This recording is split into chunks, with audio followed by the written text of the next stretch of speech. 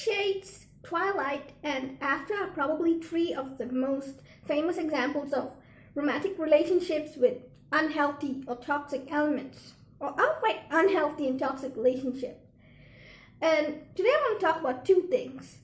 First, what is healthy and unhealthy in a romantic relationship, which is more of tips for authors for writing romantic relationships and what's healthy and what's unhealthy. And the second thing is I want to talk about how I think After and 50 Shades could have been better, even if it initially had the same unhealthy and toxic elements that the original books had. Okay, firstly I want to talk about what is healthy in a romantic relationship if you're writing one in a book. Firstly, respect and trust. When there's no respect and trust, then it doesn't matter how much love you have, that relationship is unhealthy, because those are more important than love. I mean, maybe it's not more important, but I think a relationship that lacks respect and trust is even more unhealthy than a relationship that lacks love. And which brings us to unhealthy. Whatever's unhealthy lacks this respect and trust and even love. Okay, firstly, what is unhealthy? Stalking.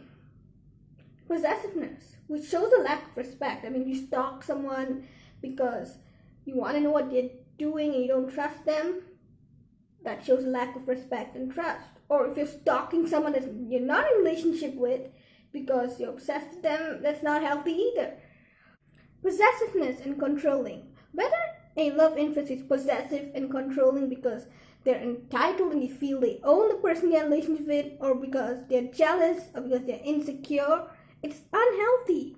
Whether it's a lack of respect or just them having issues, it's still unhealthy.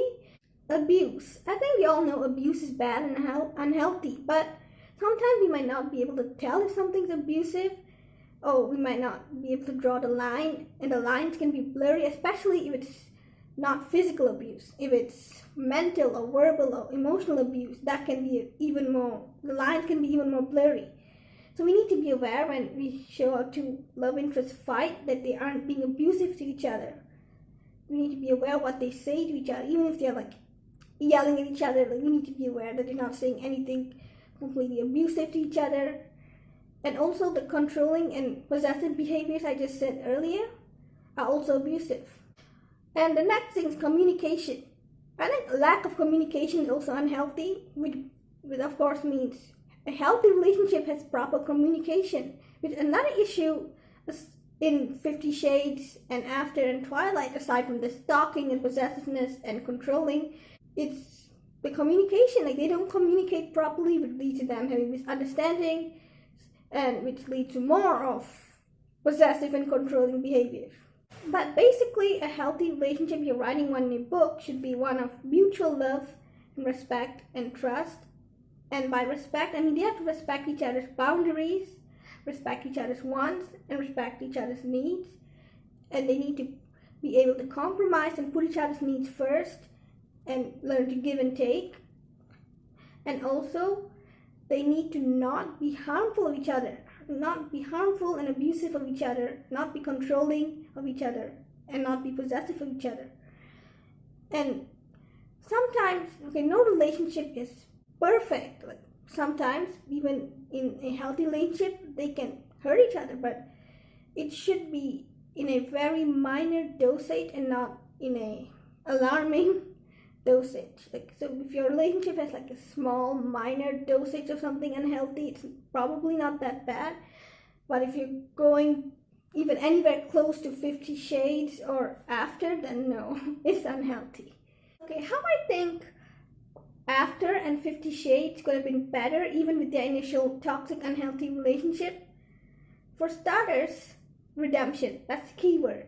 I do think that the heroes in these books were meant to have a redemption by the end of the book series, but the problem is that it wasn't properly done. A redemption arc has to be properly done. Firstly, it's probably not a good idea to have a hero that starts off being terrible to have a redemption arc in a book series, because people aren't going to have the patience to go through all those books to see the hero become a decent person. They're going to be turned off seeing him being horrible in the first book. Or even if you show the hero having a redemption arc in a book series, he should at least show significant change or improvement in the first book itself, so that people who read the first book and see that significant change are more compelled to want to read further to see his arc, to see more of his arc, because people love a good redemption arc. I mean, maybe not everyone, but a lot of people love a good redemption arc. So if they see hints of, if they see the significant change in the first book, they want to see more in the next. But if he's still just as bad in the end of the first book, or barely made any sort of improvement, they're not going to have the confidence that this hero is going to change.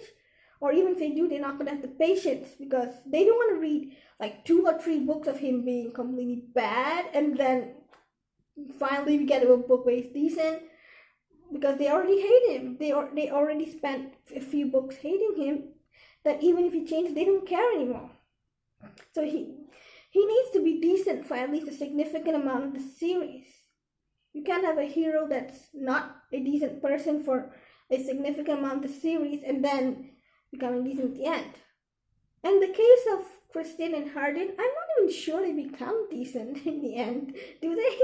Did anyone think they become decent? Because I see barely any minimum change. I mean, I'm not sure about Hardin, because the last book, who read the last book?